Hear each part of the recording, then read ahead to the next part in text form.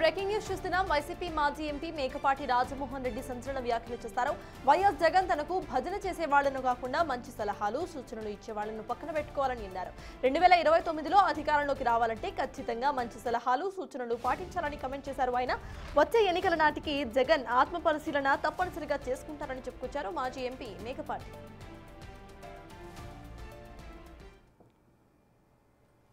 జగన్మోహన్ రెడ్డి అయిన పొరపాటు చేసుంటే అన్ని సవరించుకుంటాడు తప్పనిసరిగా. 2029 వచ్చేతలకి జగన్మోహన్ రెడ్డి కూడా అన్ని ఆత్మ పరిశీలన చేసుకొని మేధావులను పెట్టుకొని దగ్గరలో సక్రమైన వాళ్ళని పెట్టుకొని ఆయన క్షేమాన్ని కోరే వ్యక్తుల్ని నిజాయితీ పరులను చుట్టూతా పెట్టుకొని ఆ పద్ధతిలో ఆయన ముందుకు సాగినట్లయితే చెప్తారు, మనం ఇది పొరపాటు చేశాం, ఇది జరిగి ఉండవలసింది కాదు, ఇది మనం చేసిన తప్పు, ఇది అందువల్లే ప్రజలు మనం ఇట్లా శిక్షించారు అని చెప్పే మేధావులు ఉన్నారు. కొందరు గొప్ప మనుషులు ఉన్నారు చెప్పేవాడు. నిష్పక్షపాతంగా జగన్మోహన్ రెడ్డి ఏమన్నా అనుకోనిలే పర్వాలేదు, ఆయన కష్టమైన చెప్తాం, ఆయన మేలు కోరే కదా మనం చెప్తున్నాం, ఆయన క్షేమం కోరేవాళ్ళని ఆయన దగ్గర పెట్టుకోవాలి. ఆయన ఊరికనే ఆయన భజన చేసేయడం కాదు, ఆయన మెచ్చుకుంటాడని ఇతరులను ఎవరినట్టే వాళ్ళని ఎట్టంటే మాట్లాడడం కూడా కాదు. నిజాలు మాట్లాడాలి, నిష్పక్షపాతంగా మాట్లాడాలి. అప్పుడే జగన్మోహన్ రెడ్డికి దానివల్ల ఉపయోగం ఉంటుంది.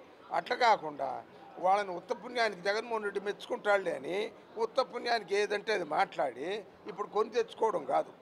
అందుకని ఎవరమైనా సరే బాబు పద్ధతిగా ఉండాలి.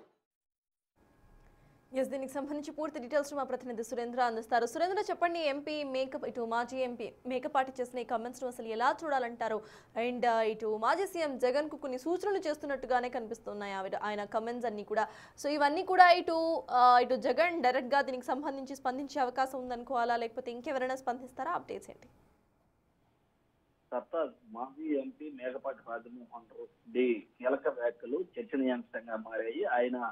నిన్న ఆయన దివంగత నేత గౌతమ్ రెడ్డి జయంతి వేడుకల సందర్భంగా మాట్లాడినటువంటి వ్యాఖ్యలు ఇటు జగన్మోహన్ నిన్న జోగి రమేష్ అరెస్ట్ అయిన తర్వాత దానికి సంబంధించినటువంటి నేపథ్యంలో ఆయన మాట్లాడుతూ తనకి జగన్మోహన్ రెడ్డికి భజన చేసే వాళ్ళు కాకుండా మంచి సలహాలు ఇచ్చేటువంటి వారిని జగన్మోహన్ రెడ్డి పెట్టుకోవాలని, అదేవిధంగా 2029లో కూడా వచ్చేటువంటి ఎన్నికల్లో మంచి సలహాలు ఇచ్చేటువంటి వారిని పెట్టుకొని భజన చేసేటువంటి వారిని కాకుండా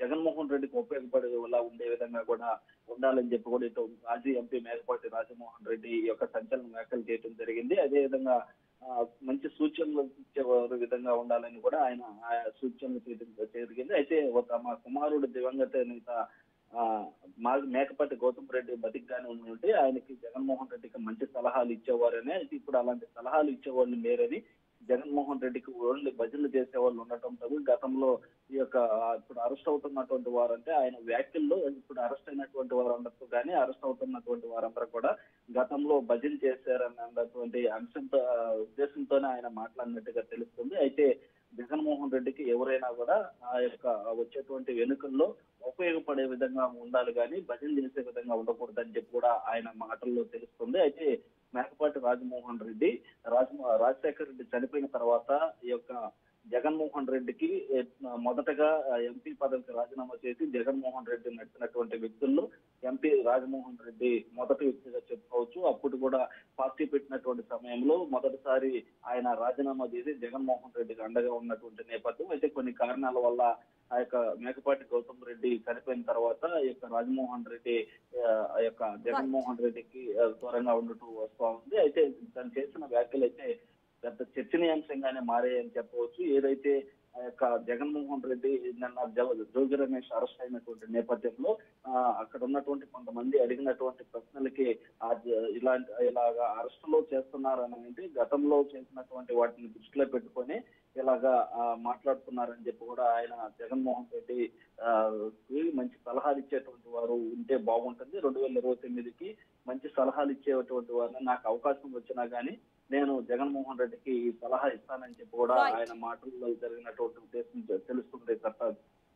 థ్యాంక్ యూ సురేంద్ర.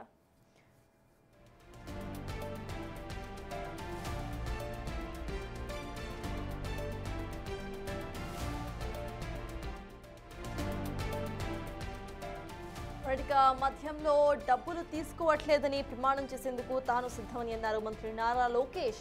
ఈ విషయంలో జగన్ తన పిల్లలపై ప్రమాణం చేయగలరా అని సవాల్ విసిరారు. మీడియాతో నిర్వహించిన చిట్ చాట్ లో కీలక కామెంట్స్ చేశారు లోకేష్. తుఫాన్ ప్రాంతాల పర్యటన అంటూ బయలుదేరుతున్న జగన్ ఎవరిని చంపకుండా ఉంటే చాలని అన్నారు. అసలు అసెంబ్లీలో చర్చకు రాకుండా బయట ఈ డ్రామానింటిని అన్నారు ఆయన. అన్ని ఆధారాలతో దొరికారు కాబట్టే మాజీ మంత్రి జోగి రమేష్ అరెస్ట్ అయ్యారని వ్యాఖ్యానించారు మంత్రి నారా లోకేష్.